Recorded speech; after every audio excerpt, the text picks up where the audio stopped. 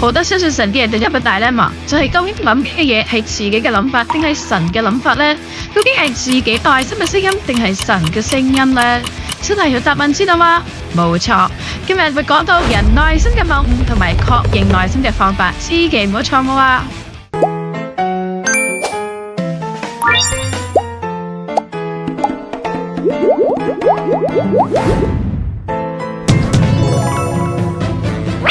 無論係人定係存在物，如果你唔想被騙而有益處嘅話，咁喺使用時候必須要了解之後再使用先至得㗎。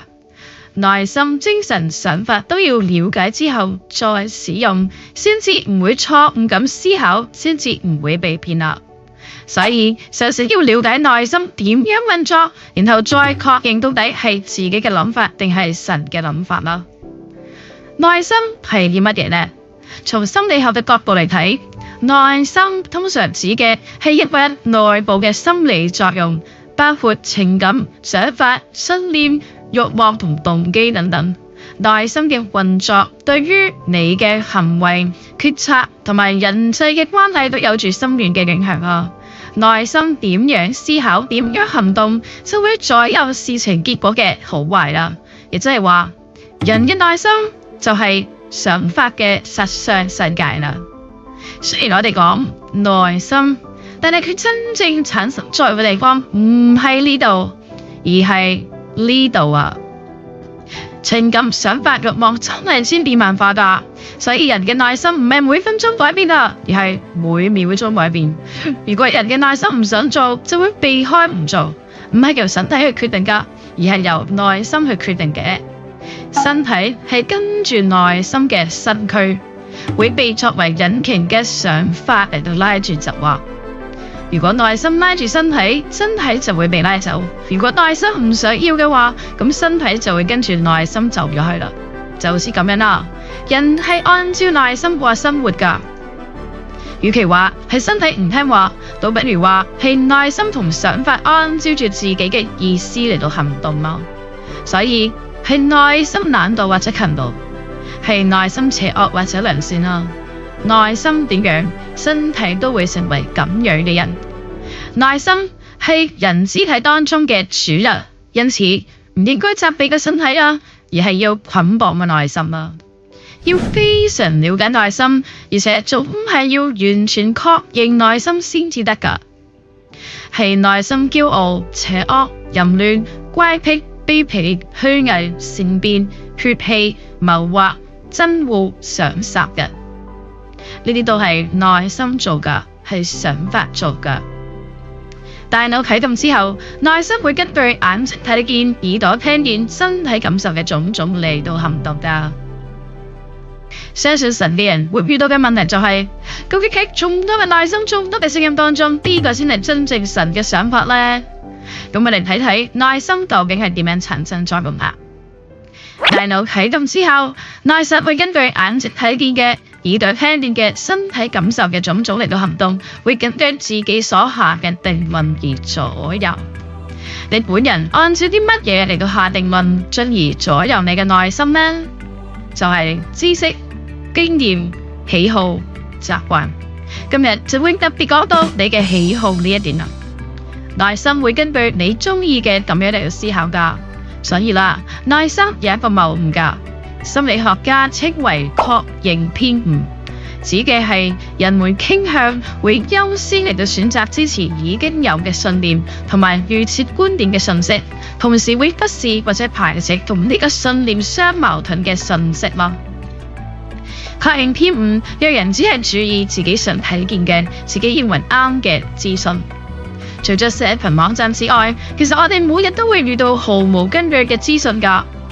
例如有人話啦，某年某月某日發生大地震啦，呢種毫無科學根據嘅咁樣嘅預言，一旦有人相信，咁呢個人就會盲目咁嚟到收集足以佐證呢一個預言嘅資料。譬如話啦，將隨處可見嘅雲朵形狀當成係地震雲，或者霍德格尼噏得隻狗最近成日都喺度叫，並且越嚟越相信呢一個預言啊。我哋好常為咗確認自己嘅諗法或者假說係正確嘅，而盲目咁嚟到去收集符合假說嘅資訊。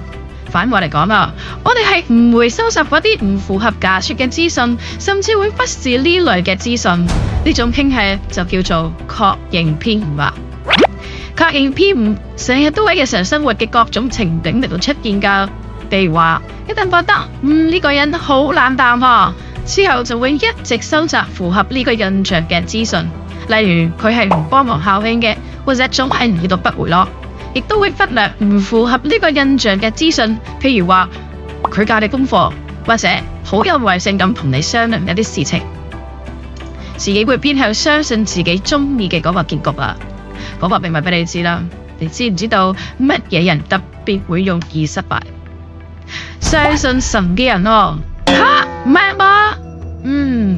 因為依靠神，總係一味咁認為自己嘅內心就係神嘅旨意，並且按照自己心意嚟到做事咯。因為一直睇到某種情況，咁就以為呢個都係神嘅旨意，嗰個都係神嘅旨意，內心同埋想法就會往嗰方面嚟到思考咯。有啲人喺度過信仰生活嘅時候，以為只要相信神，一心等住神去幫忙，神就去幫，讓事情順利，咁就會忽略自己應該行動嘅部分，所以先至會錯過啲時機，成日都失敗啊！嗰個就係佢哋自己嘅想法，唔係神嘅想法。應該要諗住神該幫助嘅應該會幫助，然之後自己要去做先至可以啊！如果自己唔行動，就算神幫助都唔會成功嘛。喺確認之前，自己會按照心中嘅定論、思考嘅內容嚟到觀看同埋認知，所以就算係呢件都會被騙啊！所以唔應該相信自己嘅內心同埋想法啊！內心同想法只會按照所下嘅定論、思考嘅內容嚟到作用嘅。你嘅決定、思考嘅內容會根據你嘅經驗同埋記憶去左右，呢個就係界限，就好似咁啦。內心同想法係有界限嘅存在啊！自己嘅內心如果冇確認，會導致失敗。現實當中都有因為冇確認而導致投資失敗嘅例子㗎。喺中國咖啡連鎖店喺上市之後，就被爆出虛報銷售額，投資者未能進行全面嘅調查，導致股價大跌啦。所以確認就係咁重要啦。咁到底點確認呢？相信神啲人又點樣確認到底係自己嘅想法定係神嘅旨意呢？嗱，神嘅動工90% 以上係透過話語出現並且引導㗎。換句話講，透過話語就能夠確認係咪神嘅想法、神嘅旨意啦。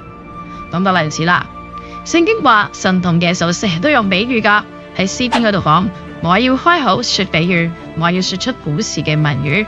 傳到無骨音都往，他說。神國的奧秘只叫你們知道，至於別人就用比喻，叫他們看也看不見，聽也聽不明。神會點樣嚟回應你嘅禱告啊？神會點樣嚟賜下啟示俾你啊？就係透過比喻啦。呢啲比喻嚟嘅啟示會按照特性嚟到呈現噶。例如，對於唔相信神嘅人，神就會用野獸嚟比喻佢哋嘅本質。而就只係相信神，但如果好容易嬲嘅、好暴躁嘅行為，好似野獸咁嘅，咁神就會根據佢嘅內心，以相應嘅野獸嚟到呈現啦。會按照啟示所指嘅人嘅實際行為嚟到比喻啦。會按照佢嘅個性同埋行為，用動物嚟到比喻啊。神都曾經賜下啟示俾但以理噶。神係用動物嚟到呈現嗰個時代嘅王同埋啟示所指嘅嗰啲人。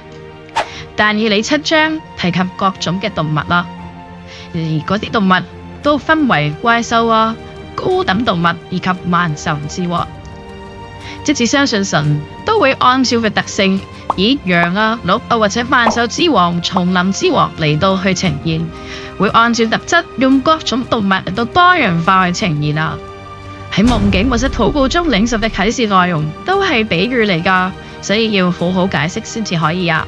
要每日學習先至能夠了解噶。今日講到內心每個瞬間千變萬化，每日都要確認自己嘅內心先至得啊，咁你先至唔會被騙噶。而確認係咪神嘅想法嘅方法，就係要用話語嚟到確認啦。祝福大家每日都能夠度過確認並且領受祝福嘅生活啦。今日分享嘅時間就嚟到呢度啦，下個星期四再見，拜。